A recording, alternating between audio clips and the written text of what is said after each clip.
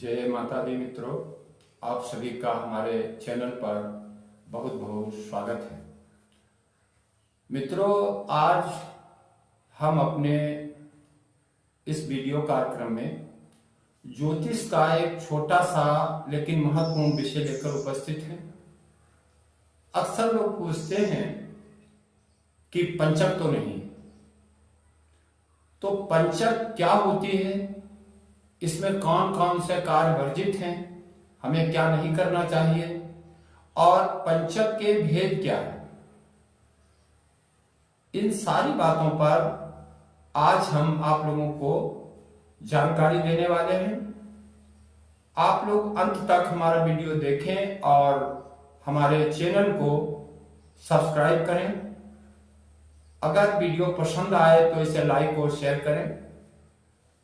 तो मित्रों, ज्योतिष में सामान्यतः 27 नक्षत्र होते हैं जो अश्विनी नक्षत्र से गणना किए जाते हैं। कुछ विशेष गणनाओं में हम अभिजित नक्षत्र का भी प्रयोग करते हैं। अभिजित नक्षत्र का स्थान उत्तराषाढ़ नक्षत्र और श्रवण के मध्य में माना जाता है। तो मित्रों, जो 27 नक्षत्र होते हैं उन नक्षत्रों के क्रम में अंतिम 5 नक्षत्र जो हैं वो पंचक नक्षत्र कहे गए। मतलब धनिष्ठा नक्षत्र पर जब चंद्रमा पहुंचता है और धनिष्ठा के 2 चरणगत हो जाते हैं तब पंचक प्रारंभ होती है और रेवती नक्षत्र तक पंचक माना जाता है। पंचक के ये 5 नक्षत्र हैं, इन्हें आप याद कर लें। ये पहला नक्षत्र है धनिष्ठा, अगला नक्षत्र है शतभी और उसके बाद पूर्वा भाद्रपद, उसके बाद उत्तरा भाद्रपद, उसके बाद रेवती। तो मित्रों, ये 5 नक्षत्र पंचक नक्षत्र होते हैं, आप लोग समझ गए होंगे। अब हम आपको बता रहे हैं कि पंचक में क्या कार्य वर्जित है।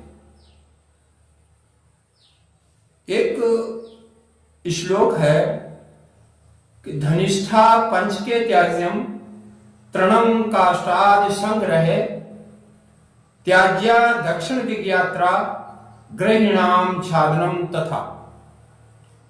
अर्थात जब चंद्रमा धनिष्ठा नक्षत्र पर पहुंच जाए, पंचक प्रारंभ हो जाए, तब हमें दक्षिण दिशा की यात्रा नहीं करनी चाहिए, क्योंकि शास्त्रों में दक्षिण दिशा के स्वामी यमराज को बताया गया है और पंचक में दक्षिण दिशा की यात्रा अशुभ होती है। उसके बाद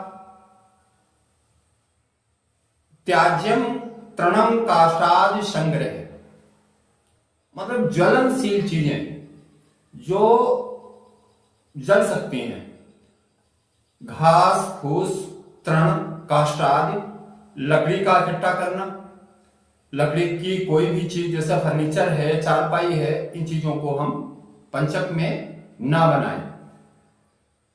हम घर के ऊपर छादन करना यानी छत बनाना।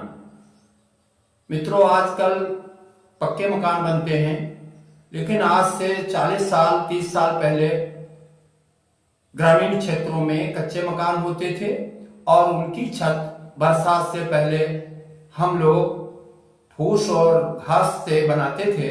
तो पंचक में हमें मकान का छादन यानी छत का निर्माण नहीं करना चाहिए। ज्वलनशील चीजें जो आग में जल सकती हैं, ऐसी चीजों को हमें इकट्ठा नहीं करना चाहिए। अब देखते हैं कि अगर पंचक में कोई कार्य हो जाता है तो उसकी 5 बार पुनरावृत्ति होती है, ऐसा शास्त्रों का मत है।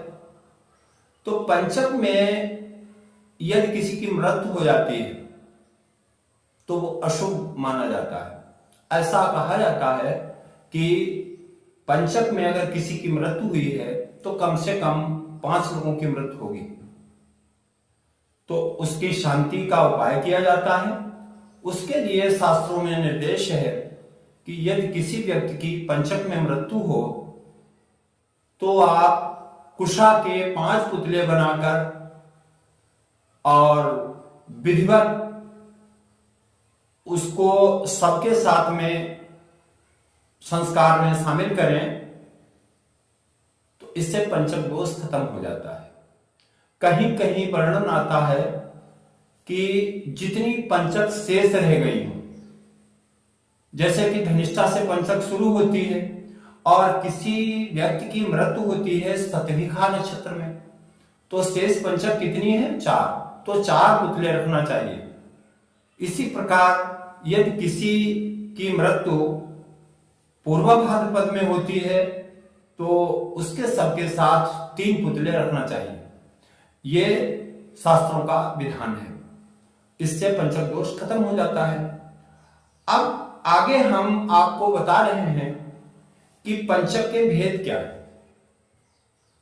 तो मित्रों, इसमें जो पहली पंचक है यानी धनिष्ठा नक्षत्र जो है उसको ग्राम पंचक बोलते हैं।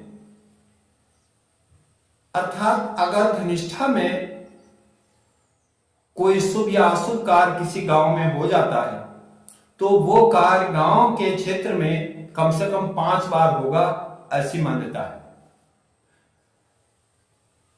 शतभिख नक्षत्र अगली पंचक है शतभिख। शतभिख नक्षत्र को कुल पंचक कहा जाता है। अर्थात अगर किसी कुल में, किसी परिवार में, किसी खानदान में किसी की मृत्यु हुई है तो उसमें 5 लोगों की मृत्यु हो सकती है, ऐसी अवधारणा बनी हुई है, ऐसा हम लोग मानते हैं। तीसरी पंचक उत्तरा भाद्रपद होती है और इसे मोहल्ला पंचक कहा जाता है। अगर कोई घटना पूर्वा भाद्रपद में हो जाए तो वो उस मोहल्ले के क्षेत्र में 5 बार हो सकती है। इसी प्रकार उत्तरा भाद्रपद को ग्रह पंचक कहते हैं। ग्रह मतलब घर के अंदर। तो सबसे ज्यादा दोषपूर्ण पंचक क्या है? उत्तरा भाद्रपद है, क्योंकि ये ग्रह पंचक होती है। रेवती नक्षत्र को ग्राम बाह्य पंचक कहते हैं। मतलब रेवती में अगर कोई कार्य होता है तो वो अपने गांव से बाहर 5 बार होगा, आपको सुनने में आएगा, आपको जानकारी में आएगा, लेकिन आपके गांव में नहीं होगा। तो मित्रों, ये था पंचक के विषय में, आप लोगों ने समझ लिया होगा और आशा है कि हमारा ये वीडियो आपको पसंद आया होगा। आप इसे शेयर और लाइक करें और इसी के साथ हम अपना ये वीडियो पूरा करेंगे। फिर मिलेंगे। जय माता दी।